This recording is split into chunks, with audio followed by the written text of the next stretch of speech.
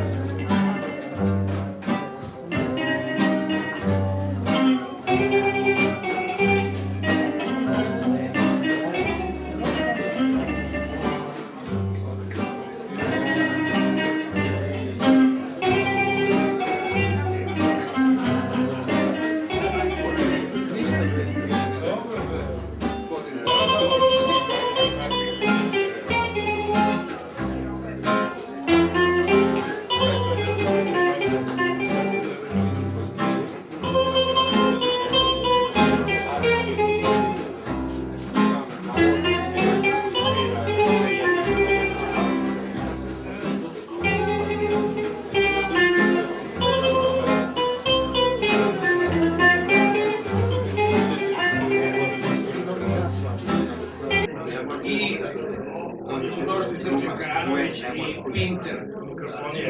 I Pinter je rekao da u životu bolju temu nije čuo i tako je nastao Petrija. Međutim, interesantno je da je ta Petrija zaživela kao narod.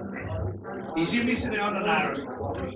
I tu su se sad napravile gomile nekih nevjerovatnih situacija.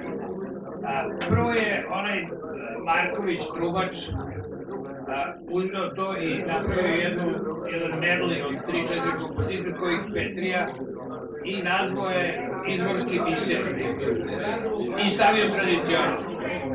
Onda su to izdali PGP, to je izdao na ploča, pa se to dopalo ovima iz B92, pa su oni to izdali na ploča, pa se to dopalo Nemcima, pa su oni izdali na ploča, pa je to čuo neki Francuz reditelj, pa je stavio u svoj film Ruske lutke i na kraju se javlja meni jedna prijateljica iz Pariza i kaže, ne meni, nego Điđi Karanović i kaže, ja sam mislio da je Petriju pisao Simkija, da nije A.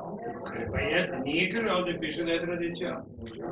I sad taj proces se vodi sad po celom svetu oko toga, to su grdne autorske tantijeme koje nisu više moje, nego su sad tradicionalne. Tako da, Petrija i dalje jaš. Da, bravo.